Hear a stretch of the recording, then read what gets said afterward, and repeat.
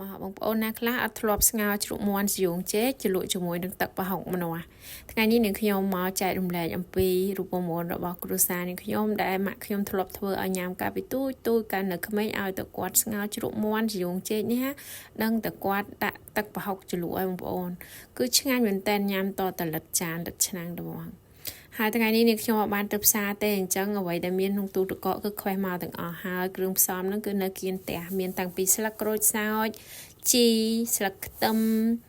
ជាមួយនឹងគល់ស្លឹកគ្រៃម្ទេសអីហ្នឹងគឺបេះគៀនផ្ទះនេះយកទៅដាក់ទាំងអស់បងប្អូនសូម្បីតែស្យូងចេកបេះមកពីស្រុកហើយមាន់វិញគឺជាមាន់ប៉ាចិញ្ចឹមនៅឯស្រុកដូចគ្នាតែគ្រាន់តែយើងដាក់ក្នុងទូទឹកកកយូរវារាងប្រែពណ៌មិនស្រស់គ្រឿងផ្សំសម្រាប់ធ្វើម្ហូបថ្ងៃនេះមានត្រយូងចេកមានម្នាស់សម្រាប់ធ្វើទឹកជ្រលក់ហើយមានអំពិលខ្ចីមានម្ទេសខ្ទឹមស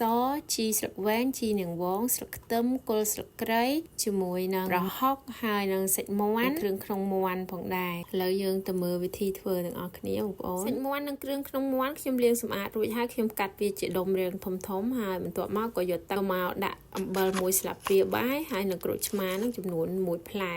ដើម្បីកូរវាឲ្យរលាយទៅទុកដាក់ត្រាំត្រយូងចេកកុំឲ្យវាចេញពណ៌ខ្មៅត្រយូងចេកវិញគឺខ្ញុំកាត់វាជា2បែបនេះហើយកាត់វាជាកង់តាមទំហំត្រយូងចេកយើងតូចឬធំអញ្ចឹងបងប្អូនកាត់វាមកល្មមទំហំដែលយើងអាចស្ងោរទៅស្រួលញ៉ាំកាត់វាហើយយកវាទៅដាក់ក្នុងទឹកអំបិលនិងទឹកក្រូចឆ្មាមិញហ្នឹងត្រាំវាចោលសិនទៅឥឡូវយកគល់ស្លឹកគ្រៃហ្នឹងយកវាមកកាត់ជាកង់ហើយដំឲ្យសប៉ែតខ្ញុំទុកមួយដើមតូចសម្រាប់ដាក់ចូលក្នុងទឹកជ្រលក់ដើម្បីឲ្យឈ្ងុយ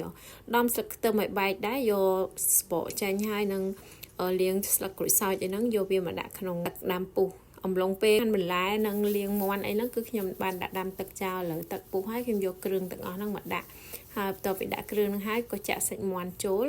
ហើយបានដាក់បន្ថែមជាមួយនឹងដុំស៊ុបខ្នុរ2ដុំចូលផងដែរដាក់ចូលបែបនេះហើយយើងបិទគម្របវាទុកចោលមិនបាច់តន់កូរបងប្អូនហើយក៏មកដាក់ដាំទឹកបន្តិចដើម្បីដាក់ប្រហុកចូលយើងស្ងោរវាឲ្យផុយយកទឹកប្រហុកហ្នឹងយកទៅធ្វើទឹកជ្រលក់ខ្ញុំបានប្រើម្នាស់ហ្នឹងចំនួន1ចំណិតដើម្បីកិនវាឲ្យម៉ត់ធ្វើទឹកជ្រលក់បងប្អូនអត់មានម៉ាស៊ីនកិនអាចបុកឬមួយក៏ចិញ្ច្រាំវាឲ្យម៉ត់ក៏បានដែរកិនវាឲ្យម៉ត់បែបនេះហើយដំជាមួយនឹងប៉ាល់ខ្ចីហ្នឹងឲ្យទូបន្តិចទៅកាត់វាកង់ដើម្បីយកទៅដាក់ជាមួយនឹងទឹកប្រហុកឲ្យវាចេញជាតិជូរបានលឿនណាហើយហាន់គល់ស្លឹកគ្រៃខ្ទឹមសនិងម្ទេសហ្នឹងទុកដាក់ក្នុងទឹកជ្រលក់ចំណែកឯអំពិលមួយក្តាប់នេះគឺខ្ញុំដំវាឲ្យប្របែកបែបនេះយកទៅដាក់ក្នុងស្ងោរមាន់ដើម្បីឲ្យវាចេញជាតិជូរល្អខ្ញុំអត់ប្រើក្រូចឆ្មាទេបងប្អូនគឺប្រើអំពិលខ្ចីហើយក៏យកជីនិងស្លឹកខ្ទឹមព្រមទាំងជីនិងវងអីហ្នឹងយកវាមកហាន់ទុកឲ្យហើយទុកបង់ក្នុងសម្លរបស់យើង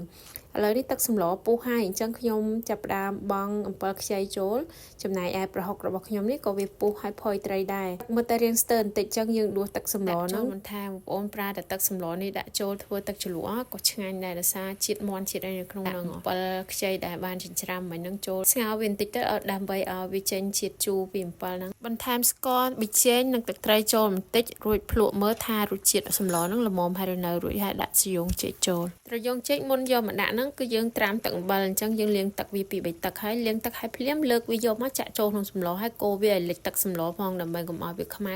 ពេលណាដែលស្យូងចេកហ្នឹងវាអត់លិចទឹកសម្លគឺវាឡើងខ្មៅទឹកប្រហុកហ្នឹងក៏រួចរាល់ហើយបងប្អូនយើងលើកវាយកមកជ្រុំវាអញ្ចឹងទៅដើម្បីស្រង់យកកាកប្រហុកឆ្អឹងប្រហុកហើយនឹងអំពិលខ្ចីហ្នឹងចេញហើយច្បល់វាទៅបើសិនជារៀងស្ទើរទឹកដួសទឹកសម្លរបស់យើងយកមកចាក់ទៀតមកខ្ញុំប្រើប៊ីចេងបន្តិចស្ករបន្តិចអំបិលហ្នឹងបន្តិចទេដោយសារប្រហុកយើងប្រៃដែរហើយជាមួយនឹងទឹកត្រីហ្នឹងបន្តិចដែរបងប្អូនអាចភ្លក់មើលទៅចាក់ម្នាស់ចាក់អីខ្ទឹមសនិងម្ទេសហ្នឹងដាក់ជីដាក់អីហ្នឹងចូលទៅកូរវាទៅបងប្អូនគឺថាឆ្ងាញ់មែនតើជាតិខ្លាំងតែម្ដងបើសិនជាយើងស្ងោរធម្មតាអត់មានទឹកជ្រលក់បែបនេះគឺលក្ខណៈស្ងោរមាន់ធម្មតាបងប្អូនប៉ុន្តែនៅពេលដែលយើងមានទឹកជ្រលក់ទឹកប្រហុកបែបនេះខ្លាំងណាស់បងប្អូនចូលចិត្តប្រហុកច្រើនដាក់ប្រហុកឲ្យរាងច្រើនជាងនឹងបន្តិចក្លិនម្នាស់នេះគឺក្លិនប្រហុកហ្នឹងចង់អស់ហើយវាឈ្ងុយមែនតែនឆ្ងាញ់ជូរអែមហើយលាយជាមួយនឹងក្លិនម្នាស់ហ្នឹងទៀតសាកធ្វើមកបងប្អូនសាកល្បងមើលឆ្ងាញ់ខ្លាំងតាមរូបមន្តរបស់ម៉ាក់ខ្ញុំគាត់ធ្វើតាំងពីខ្ញុំនៅតូចតែឥឡូវនេះអត់សូវបានធ្វើទេដោយសារតែធ្វើទឹកផុកធ្វើអីទៀតទៅវាយូរអញ្ចឹងវាក្របានញ៉ាំបងប្អូនជួយចុច Subscribe YouTube Channel របស់នាងខ្ញុំផងដើម្បីបានជាកម្លាំងចិត្តដល់នាងខ្ញុំអរគុណបងប្អូនដែលបានមើលវីដេអូរបស់នាងខ្ញុំពីដើមដល់ចប់ជម្រាបលាជួបគ្នានៅវីដេអូក្រោយ